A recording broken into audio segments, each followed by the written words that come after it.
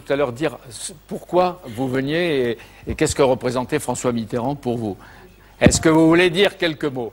Je n'ai pas prévu de parler, c'est très improvisé. Moi, je n'avais pas, bien sûr, les responsabilités de toutes les éminentes personnalités politiques présentes. J'avais 26 ans, j'étais une petite conseillère, Jean-Claude s'en souvient, petite chargée de mission à la présidence de la République. Donc, je découvre aussi avec... Vraiment, je suis très passionnée d'entendre le débat que nous avons à l'instant, parce que si j'ai bien compris dans l'échange que je viens d'entendre entre Pierre Mauroy et Laurent Fabius sur les discussions à l'intérieur du gouvernement, finalement, François Mitterrand faisait de la démocratie participative avant l'heure dans son gouvernement, sans que son autorité n'en soit altérée d'ailleurs. C'est ça qui était. Il avait une autorité, un charisme naturel. Pour avoir participé, toi, au Conseil des ministres avec lui, le déroulement d'un Conseil des ministres n'était pas exactement la définition. Oui, mais c'est ce qui se passe. Laurent, c'est ce qui se passe souvent dans les couloirs, qui est plus important que le formalisme du Conseil des ministres, auquel j'ai participé d'ailleurs en tant que ministre de l'Environnement. C'était très formel, un Conseil des ministres, il ne se passe pas grand-chose. Vous faisiez partie de ceux qui faisaient des notes, etc. Mais est-ce que vous, quelquefois, il allait voir les jeunes, vous aviez des tête-à-tête avec lui, ou rarement? Et quand on le voyait, vous les jeunes, est-ce qu'il y avait une sorte de trac ou de tension devant cet homme qui avait cette autorité-là, d'après ce que racontent les acteurs?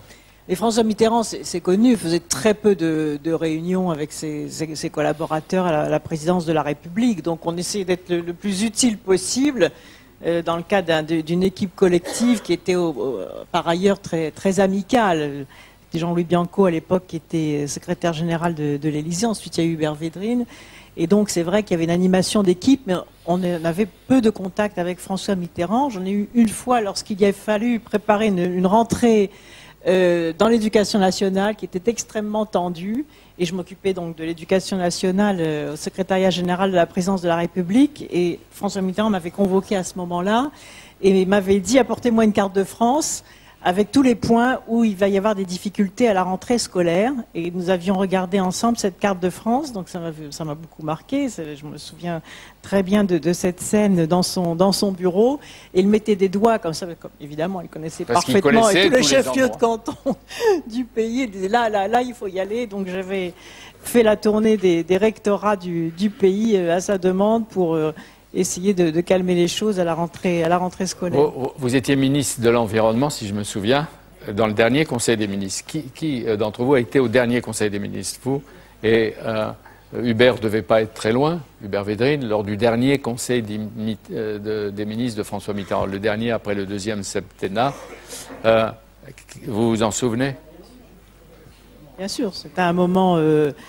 extrêmement émouvant. François Mitterrand était déjà extrêmement malade, et il nous avait donné son testament politique qui rejoint les premiers jours du gouvernement de Pierre Mauroy, parce qu'il nous a beaucoup parlé de la question des acquis sociaux, de la retraite, et il nous avait dit ceci: vous vous battrez le dos au mur et vous verrez, la droite n'aura de cesse que de détruire les principaux acquis sociaux, et en particulier elle s'en prendra à la sécurité sociale et à la retraite, et je vous demande de vous battre. Et quand vous aurez le sentiment d'avoir perdu une bataille, eh bien, remettez-vous debout et continuez le combat.